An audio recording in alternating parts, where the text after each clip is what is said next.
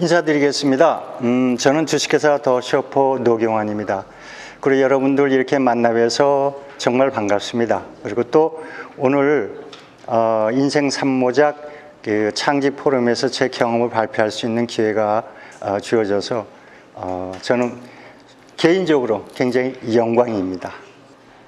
그럼 먼저 저부터 잠깐 좀 소개를 하겠습니다. 저는 나이는 올해 69세입니다. 이름은 노경환입니다. 아까 소개드린 말씀대로요. 그 다음에 저는 20여년간 그 호텔리어 생활을 마감하고 2013년에 총지배인을 끝으로 해서 은퇴하였습니다.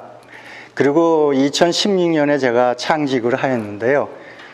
창직을 하고서 주식회사 더 쇼퍼라는 그 개인 기업, 아니 1인 기업이죠. 1인 기업 소설 벤처를 시작하게 되었습니다. 그리고 제가 은퇴하기 전에 저는 이런 생각을 했습니다. 제가 은퇴를 하고 나면은 그동안에 미루었던 그런 일도 해보고 그 다음에 여행도 하고 또 취미생활도 즐기고 저만의 자유스러움을 최대한 만끽하고 누려보겠다는 그런 그 생각들을 하게 되었죠. 그런데 솔직히 은퇴하고 난 그 이후의 현실은 달라도 사실 너무 달랐습니다. 한 몇 달 쉬고 보니까요, 쉬어도 쉬는 것 같지 않고 쉬는 게 또 얼마만큼 힘든 건지 느꼈습니다. 그래서 저는 다시 뭐라 그럴까요? 취직 자리, 그러니까 재취업 자리를 알아볼 수밖에 없었죠. 근데 재취업은 사실 그렇게 쉽지가 않습니다. 그리고 바로 시작되는 가장 중요한 부분, 경제적인 어려움부터 저에게 닥치기 시작을 하였습니다. 말로는 은퇴하였지만 그러나 제가 생각하는 은퇴는 아주 먼 것 같이 느껴졌습니다. 경제적 어려움 때문에 결국 취직을 해야 되겠는데 사실 재취업 시장을 서성거렸을 적에는 결과는 어떠냐면은 낙타가 바늘구멍을 통과하는 만큼 사실은 어려웠습니다. 그래서 저도 결국은 재취업을 하지 못하고 대리운전을 했습니다. 친구의 소개를 해서. 이 그림이 뭔지 아시죠? 네, 대리운전을 하고 보니까 사회적으로 적절한 어떤 그 대우도 못 받고 그리고 또 한 가지 수입도 사실 제가 원하는 만큼도 되질 못했습니다. 그래서 결과적으로 저는 창직을 하지 않으면은 다른 대안이 없겠다. 그리고 제가 지금 현재 하는 노력과 노동력 이런 것에 비하면은 충분히 내가 창직을 해서도 자신이 이겨낼 수 있다 하는 그런 생각을 해보고 고민하기 시작하였죠. 그 와중에 제 아들이 결혼을 하게 되었습니다. 그래서 저는 아들의 결혼식을 치르면서 아이러니컬하게도 그때에 제 오늘의 아이디어를 생각하게 되었습니다. 그 아이디어는 뭐냐면요. 그 신랑 신부가 결혼하는 그 날 있죠. 그날 이동 서비스가 필요한데 저희가 이동 서비스를 제공하는 한번 웨딩 쇼퍼라고 이름을 나중에 설명드리겠습니다만 웨딩 쇼퍼를 한번 만들어 보자 하는 것이 아이디어였습니다.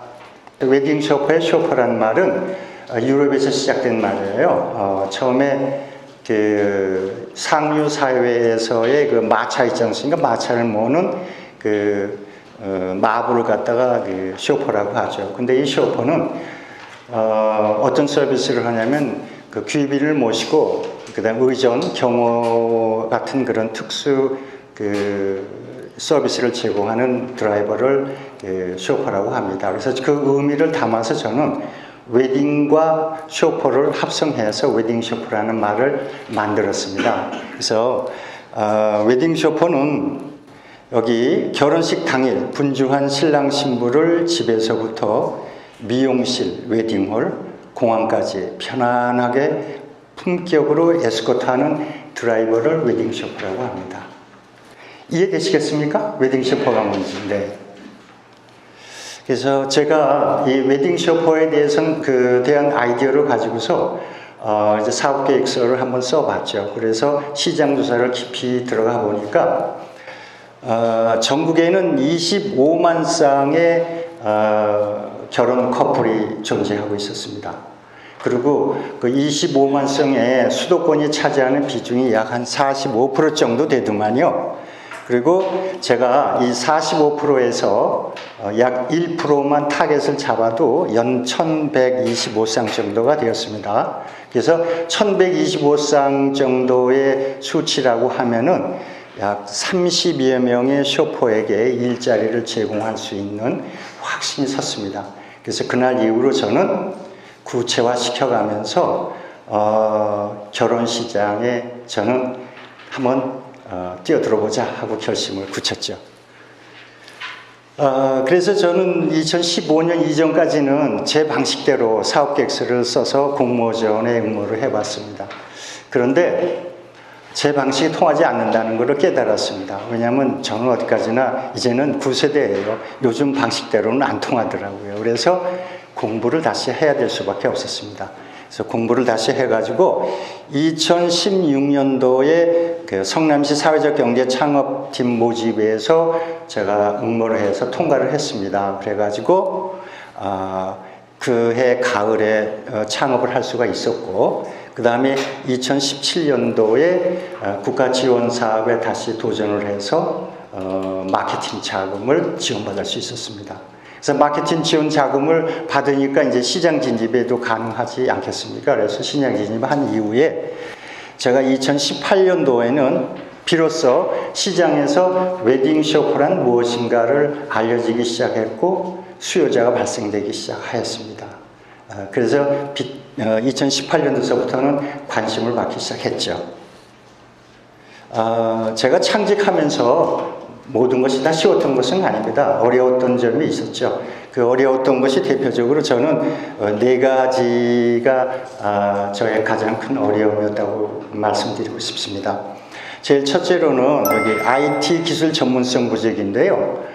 문화의 차이죠.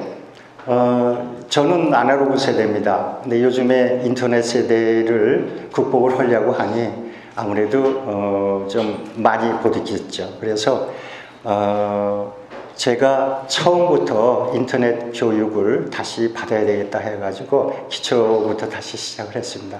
결과적으로 요즘 젊은 사람들과 같이 창업 대열에서 경쟁을 하라고 보면은 아무래도 제가 실력이 딸릴 수밖에 없죠. 새로 시작해서 공부를 하다 보니까 더딜 수밖에 없었습니다. 이제 그런 면에서 저의 어려움이 됐었죠. 그 다음에 이제 홍보 부족이었는데요. 이제 만들어 놓고 보니까 일단 수요자가 알아야 될 거 아니겠습니까? 그러면 그 수요자라고 하면 예비 신랑 신부인데, 그래서 신랑 신부에게도 알려야 할 필요성도 있지만 또 한 가지로 이제 공급이 돼야 되는데 공급은 곧 쇼퍼입니다. 이 웨딩 쇼퍼를 양성하기 위해서는 제가 원하는 55세 이상의 은퇴자들을 모집해서 교육을 시켜서 쇼퍼로 교육을 시켜서 시장에 내보내고 싶어하는 제 마음이었습니다만, 그런데 상대가 이 웨딩 쇼퍼에 대해서 모르기 때문에 지원자가 그렇게 없는 거예요. 그래서 그것까지 설득을 하려니까 애로사항이 되었습니다. 그 다음에 세 번째는 고정관념이었는데요. 혹시 지금 여기 계신 분들도 아마 그렇게 생각하고 계실 겁니다. 그 웨딩카를 운전하는 것은 웨딩카를 해주는 사람이 누구라고 생각하십니까? 신랑의 친구라고 생각하고 계시죠? 대부분 다 그렇게 생각하실 거예요. 네, 신랑의 친구가 하는 영역인데 누가 거기 나가서 뭘 할 수 있겠느냐 하는 이런 고정관념이 문제였습니다. 근데 그거보다 더 큰 문제는 뭐였냐면요, 요즘 문화가 바뀌었어요. 그래가지고 신랑 신부들이 내가 결혼할 날짜가 임박하면은요, 웨딩카를 고민하게 돼요. 누구한테 부탁을 하지? 누구에게 이걸 일을 시키지? 근데 시킬 사람이 없고요, 부탁할 사람이 없어요. 왜? 그것은 결예고 실예고 또 피해입니다. 그래서 못하게 돼요. 안 하더라고요. 그러다 보니까 제가 이 사업을 시작하고 나니까는요, 시장에서 반응이 즉각 오더라고요. 그래서 제가 시장의 호응을 빨리 받을 수 있었던 그 이유도 바로 거기에 있었습니다. 그 다음에 제가 마지막에 간접적인 언어와 행동에 이제 어려움이 있었는데 그게 뭐냐면요. 저희들이요, 무심코 하는 행동이 있죠. 무심코 하는 말 있죠. 이것으로 인해서 젊은 사람들은 어떻게 평가를 하냐면은 이런 평가를 할 수가 있습니다. 꼰대 행동이라고요. 제가 꼰대라고 드릴 수밖에 없어요. 그것은 결국은 제가 어떻게 행동하느냐에 따라서 반드시 되돌아온다고 생각을 하거든요. 그래서 저는 쇼퍼 양성 교육을 시킬 적에 꼭 해야 할 말과 꼭 해야 할 행동 외에는 자제하도록 항상 그렇게 교육을 시키고 있습니다. 그 다음에 제가 쇼퍼 일을 하면서 되게 어려운 일만 있었던 건 아닙니다. 그래서 보람도 있고 또 즐거움도 있고 그래서 제가 그동안 히스토리를 몇 가지만 여러분들에게 소개하고자 합니다. 이 스토리에 대해서 제가 읽어보겠습니다. 혹시 나중에 이 스토리에 대한 감동이 좀 있다고 생각하시면 나중에 박수라도 한번 쳐주시면 고맙겠습니다. 이분은 금년 1월 달에 인연이 된 신부님 얘기인데요. 아침에 새벽에 4시에 만나서 이동을 하면서 어디까지면 결혼식장까지만 이동을 했습니다. 그리고 시장에 이분이 여기 보시면 아시겠지만 오후 4시 15분에 저한테 보내준 메시지예요. 그래서 메시지 읽어보겠습니다. 선생님 잘 들어가셨는지요? 오늘 정말 잘해주신 덕분에 결혼식 감사히 잘 마쳤습니다. 너무너무 편하게 잘 이동했습니다. 친구들에게도 꼭 추천하겠습니다. 그러니까 이 메시지를 받고 나니까 그날의 피로가 싹 없어지죠. 네. 그 다음에 메시지는요, 어떤 내용이냐면은 신랑의 어머니가 저한테 보내주신 메시지입니다. 물론 신랑도 저한테 따로 메시지를 보내주셨지만 신랑의 어머니가 그 다음날 보내주신 메시지예요. 작년 8월 달에 있었던 얘기인데요. 어제 식사권을 챙겨드렸어야 했는데 경황 중에 죄송했어요. 모르는 업체에 맡겨서 많이 걱정했는데 아주 만족입니다. 작은 아들 때도 부탁드리겠습니다. 감사합니다. 근데 아직 작은 아들이 결혼할 때가 아직 안 됐나 봅니다. 그래서 아마 작은 아들 결혼할 때쯤이면 아마 연락이 올 것으로 생각합니다. 근데 이분의 그 차는 뭐냐면 벤츠였어요. 저는 기사만 나간 거죠. 그러니까 쉽게 얘기해서 웨딩 쇼퍼만 파견한 것이죠. 예. 그 다음에 여기 요 신부는요. 예약을 6개월 전에 예약을 했어요. 결혼 날짜 6개월 전에 예약을 하셨는데 제가 물어봤거든요. 왜 이렇게 일찍 예약을 하시느냐고 물어봤더니 통상적으로 한 달 요 정도에 예약을 하시는데 예약을 일찍 하시길래 제가 의아해서 물어봤죠. 그랬더니 워낙 좋은 취지 기업이라서 좀 서둘러서 예약했어요. 그러니까 요 멘트가 오길래 저는 깜짝 놀랐죠. 그러면서 신바람 났어요. 이런 소리 듣는데 나쁠 리가 있겠습니까? 그렇죠? 네. 그 다음에 마지막에 소개할 요 대목은요, 금년 3월 달에 결혼한 신부인데요. 요분은 예약을 마치고 난 다음에 저한테 메시지를 보내준 거예요. 그러니까 그 본인의 솔직한 심정을 저한테 보내준 내용입니다.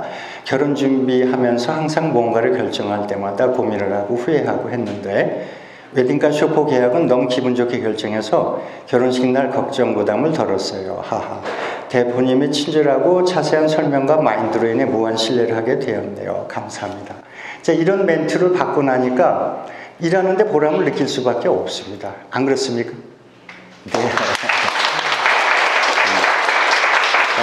그래서 솔직히 말씀드려서 저희들은 이제 50에 이제 시니어로서 이제 젊은 세대에게 보여줄 수 있는 어떻게 사랑을 베풀고 그다음에 나의 경력과 역량을 가지고 있었던 것들을 하나의 상품으로서 만들어서 베푼다고 생각하시면 되죠. 근데 굉장히 기분이 좋아요. 그리고 그날은 굉장히 좋은 날이잖아요.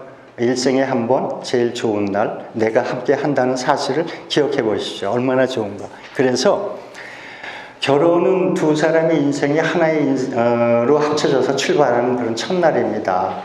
의미 있는 날이거든요. 그래서 그런 날에 웨딩 쇼퍼가 해야 할 일은 사명감이 있어야 된다는 얘기죠. 그래서 그 사명감을 가지고 서비스에 임하다 보니 그런 좋은 메시지로 보상을 받지 않나 이렇게 생각을 하고 있습니다. 저는 평소에 그 Y하고 W를 굉장히 좋아합니다. 이걸로 해서 오해도 많이 받습니다. 너무 생각이 깊다 보니까요. 그래서 사물이나 상황에 늘상 관찰하면서 관심을 가지면서 관찰하는 습관이 있어요. 저 같은 경우에는. 그래서 그 원인을 파악하게 되고 그 다음에 방법을 찾다 보면은 아이디어가 나오더라고요. 그래서 저처럼 여러분들도 한번 주변에서 늘 관심을 가지고 뭔가를 찾는 방법, 되돌아보는 방법, 길이 무엇인지를 한번 찾아보십시오. 그러다 보면 여러분만의 새로운 아이디어, 창작 아이디어도 나올 것이라고 저는 확신합니다.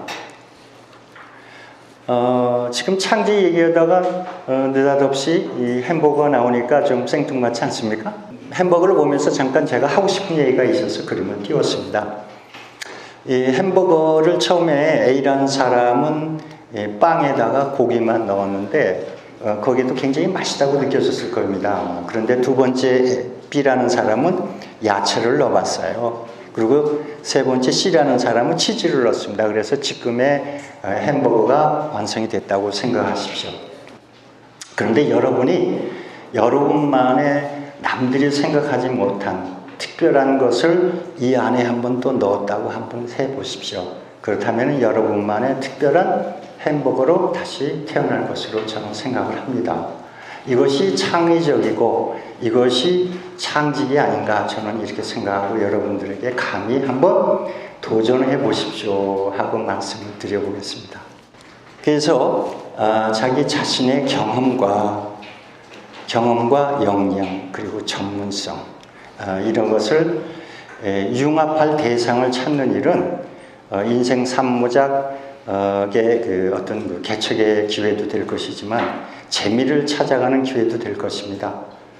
그래서 한번 이런 부분에서 자신감을 가지고 도전해 보십시오. 그리고 그 안에는 분명히 틈새 시장이 존재한다는 것입니다. 그 틈새 시장은 보이지 않지만 보이게끔 하는 것은 저의 능력입니다. 그 능력을 저만 있는 것이 아니죠. 여러분들 모두 다 있다고 생각합니다. 그래서 그 틈새 시장을 만들어서 도전을 해보는 것은 여기 도전 열정은 새로운 인생의 시작이라고 생각합니다. 도전하십시오.